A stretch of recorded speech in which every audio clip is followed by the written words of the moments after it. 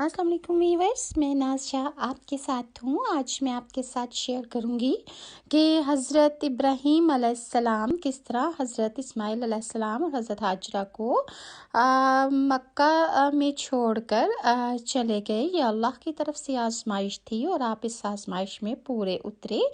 अब्दुल्ला बिन अब्बास से रवायत है कि आप फरमाते हैं कि हज़रत इब्राहीम अलैहिस्सलाम अपने शीर ख्वार इस्माइल और उनकी वालिदा माजिदा को साथ ले आए और काबातुल्लाह के पास रोहा मकाम पर जमजम के कुएं के ऊपरी जानिब मस्जिद के बालाई हिस्से में छोड़ गए।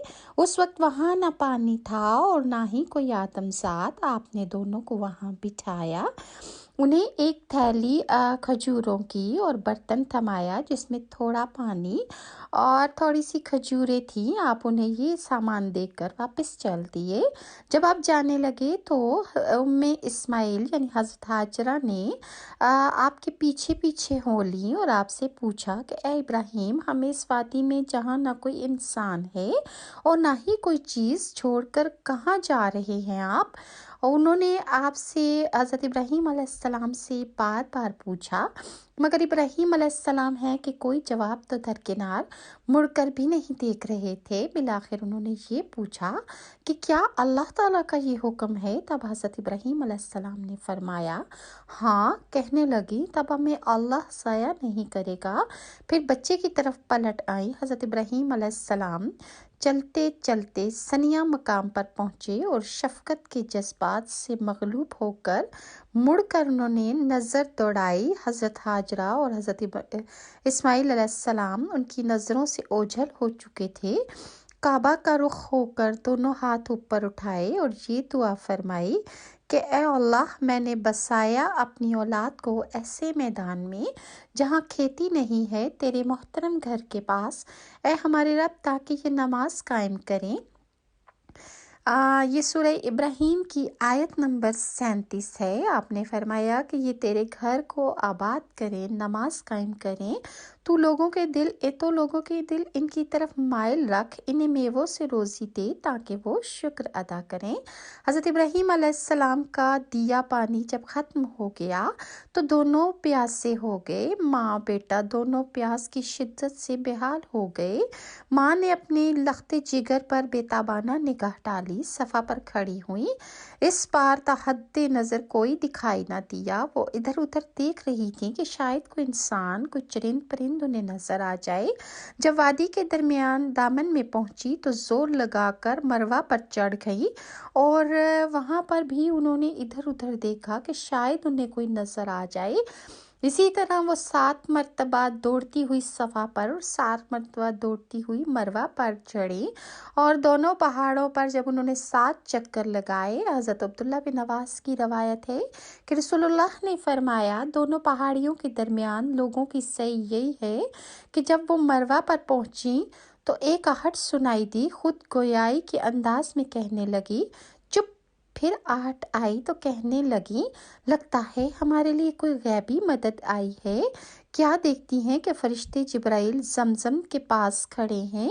रावी कहते हैं कि फरिश्ते ने अपनी एड़ी या बाजू से जमीन कुरेदी, पानी निकल आया। सैयदा हाजरा पानी को हाथों से रोकती थी और चुल्लू भर भर कर के बर्तन में डालती जाती थी और पानी के फवारे जो थे वो निकलते जा रहे थे। हज़रत अब्दुल्ला बिन अब्बास कहते हैं कि रसूलुल्लाह ने फरमाया, अल्लाह ताला ने उम्मे इस्माइल यानी हज़रत हाजरा पर रहम फरमाए। अगर जमजम यूं ही छोड़ देती या फरमाया कि चुल्लू न भरती तो जमजम बहता चश्मा होता। रावी कहते हैं कि सैयदा हाजिरा ने जमजम खुद पिया, अपने शीरखार को पिलाया। काबा की इमारत सतह जमीन से टीले की तरह बुलंद थी। जब सैलाब आते तो दीवारों को नुकसान पहुंचता। कुछ अरसा बाद कबीला जुरहम के लोग कदा के रास्ते आए और नशेबी मक्का में क़याम किया। उन्हें एक परिंदा नजर आया। कहने लगे, एक अरसा से हम इस वादी से वाकिफ हैं और हमें मालूम है कि यहाँ पानी का निशान तक नहीं और ये परिंदा तो पानी के इर्द गिर्द ही चक्कर काटता है। फिर उन्होंने एक या दो अशखास को दौड़ाया कि पानी की खबर ले आए। रावी कहते हैं कि जब वो जमजम के पास पहुँचे तो देखा कि हज़रत हाजरा اور حضرت اسماعیل وہاں موجود ہیں۔ پوچھا ہمیں اجازت ہے کہ ہم یہاں پڑاؤ ڈالیں؟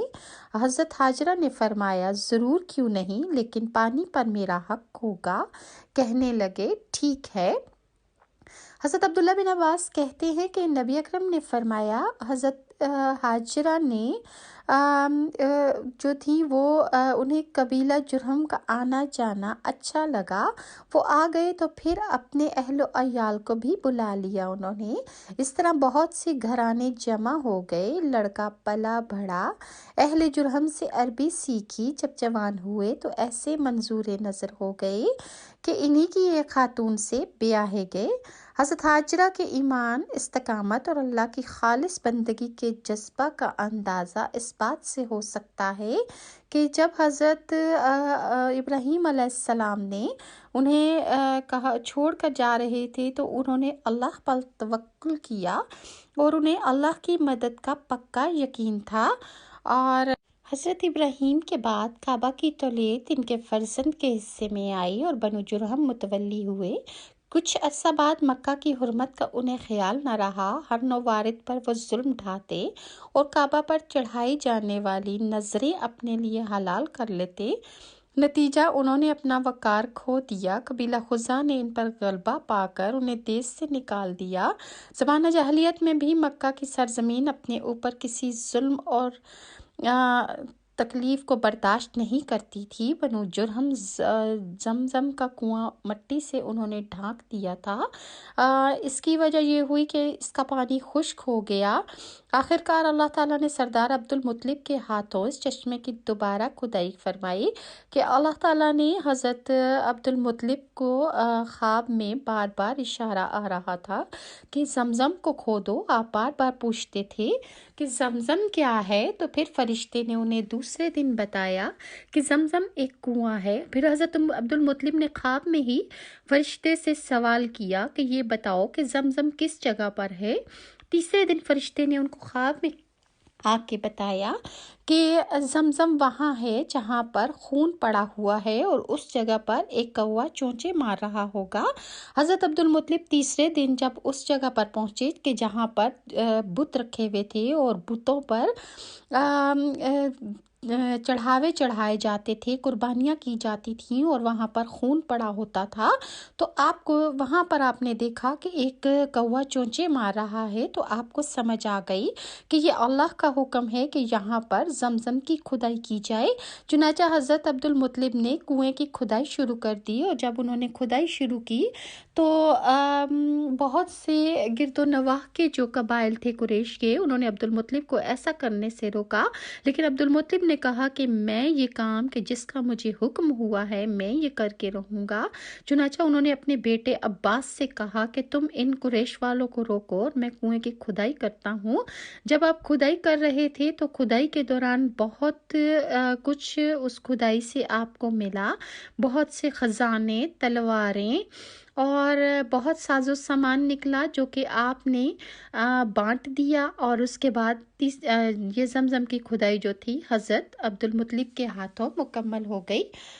مزید میں آپ کے ساتھ ویڈیو شیئر کروں گی کہ حضرت ابراہیم علیہ السلام کے پاس جب فرشتے آئے تو آپ اور حضرت سارہ گھبرا گئے۔